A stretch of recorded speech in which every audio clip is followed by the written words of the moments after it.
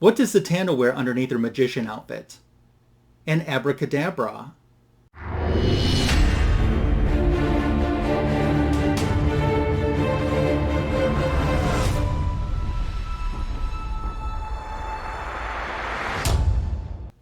Welcome to Lassoed Loot Volume 294. Thanks for stopping by today.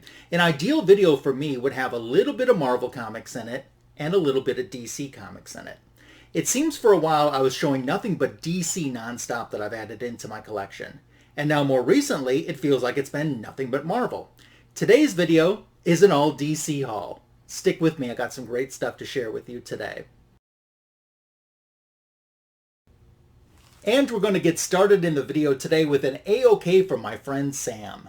Sam going and A-OKing me again. These first two items are from him. Thank you, Sam. Sam is one of the most generous people I know. Besides A-OKing me all the time, including a lot of lunches, I've seen him A-OK many people. He is generous to a fault.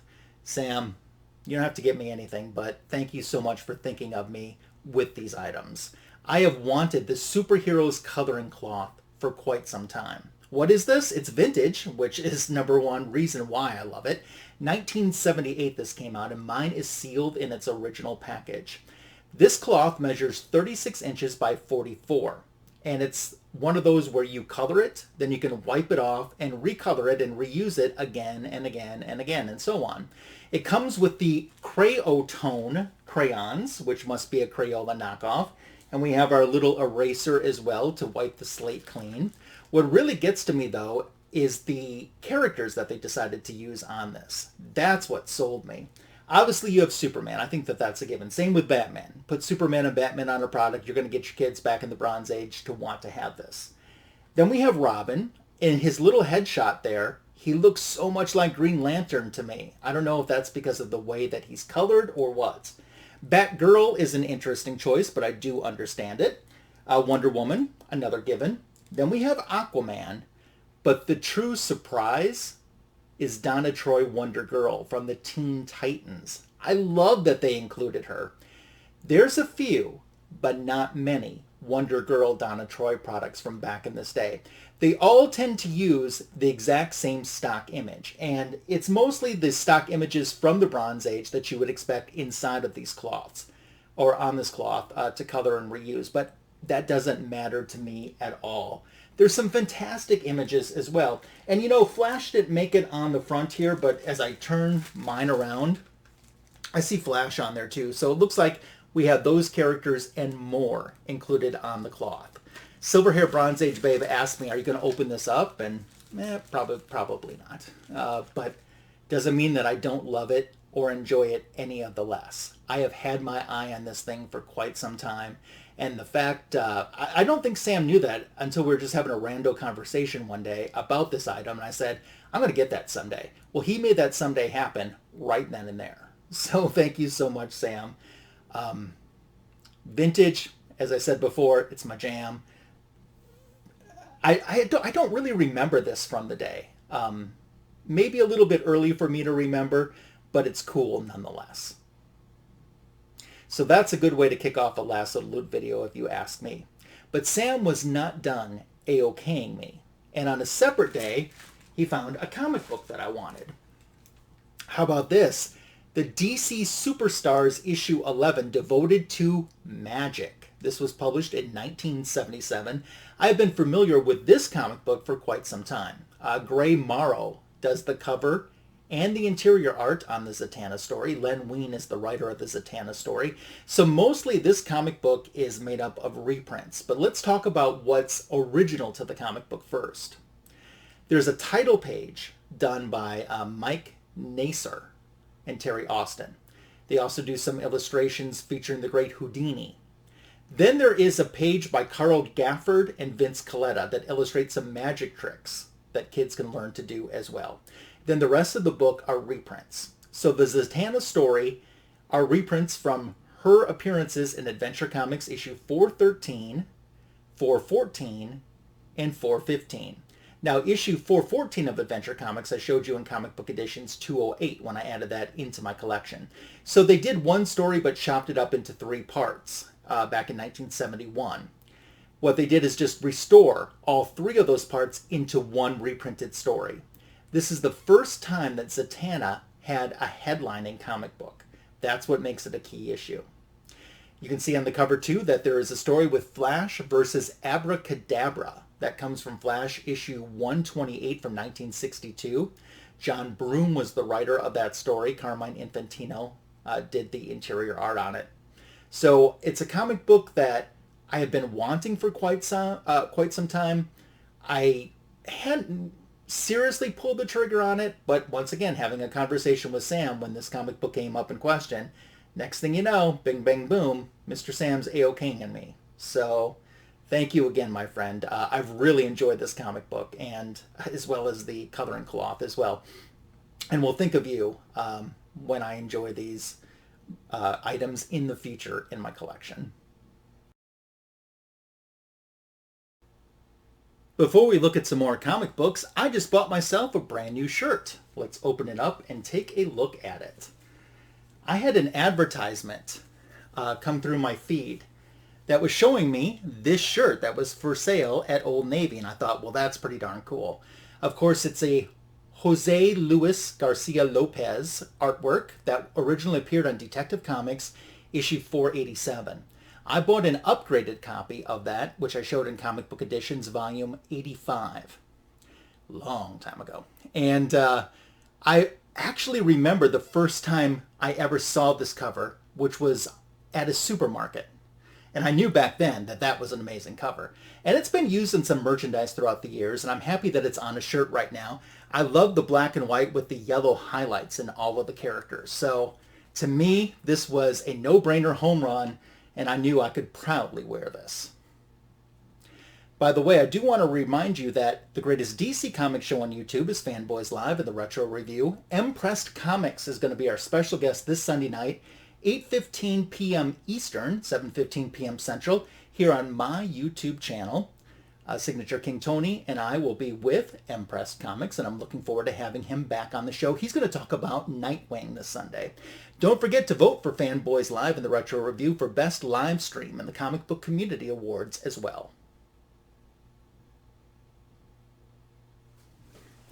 And if I'm showing Detective Comics shirt, why not show a Detective Comics comic book? Issue 554 was published in 1985. Klaus Janson did the cover and did the interior on the Batman story. Of course, the cover is an homage to Flash Comics number 92, which was very Black Canary focused. I wouldn't call this an upgrade for me. I don't even know if I would call it a replacement copy.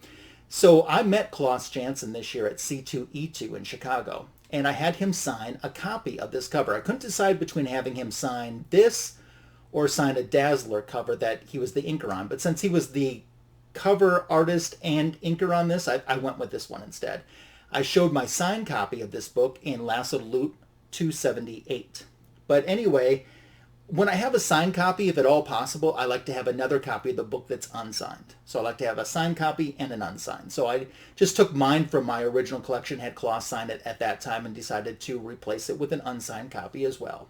The Batman story is largely forgettable. It's about this large smuggling operation that is in Gotham Harbor, and Batman and Robin board this ocean liner to try to solve the mystery and stop what's going on.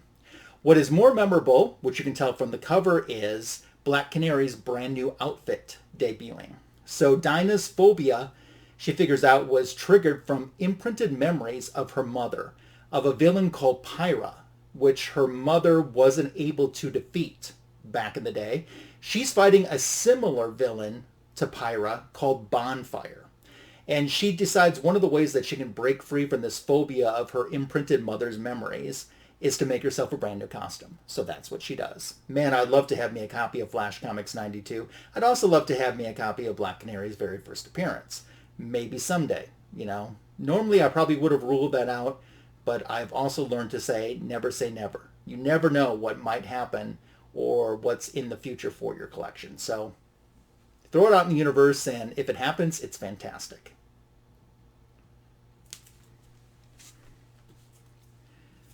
I have a Mr. Miracle comic book up next for you. It's from Volume 3, and it's issue number 2. This was published in 1996. So Steve Crespo does the cover and interior art on this. Kevin Dooley is the writer. I have not very many Mr. Miracle comic books in my collection. As a matter of fact, I showed you one in Comic Book Editions 152, and I bought that pretty much for the cover because it was Big Barda knocking the heck out of Wonder Woman. We come to find out in the story that it's just a training session that they're having on Themyscira. That was issue 6 from the same run. Anyway, getting back to this story, issue number 2, Mr. Miracle frees the Justice League, which consists of Wonder Woman, Fire, Obsidian, from being possessed by the Source. So he uses this Motherbox to get back to New Genesis, and then he finds out that Barda has been taken by Black Racer. So he goes on the hunt to try to find them, and when he does find her, she's happy to be there and doesn't want to leave, which is kind of our cliffhanger to this issue. Good cover with my Wonder Woman front and center in the cover, so you know I would love that.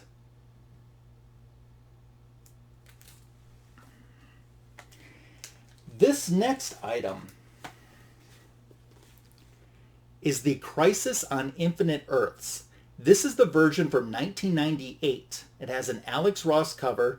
It has the slipcase that you can see. Plus it has an extra item that I'm going to talk about in just a moment. Now you might say, well, why would you get this instead of getting the brand new release? Oh, I'm showing you the back cover. Instead of getting you the brand new release that just came out, like the Absolute Crisis on Infinite Earths Absolute Edition. And I do admit that it's absolutely beautiful. And in all honesty, I don't need another copy of Crisis on Infinite Earths, unless DC wants to reprint it as a facsimile in treasury size. I know they've reprinted it as a facsimile in regular size, but if you want to put that in treasury size, I would rebuy all 12 issues without thinking twice about it.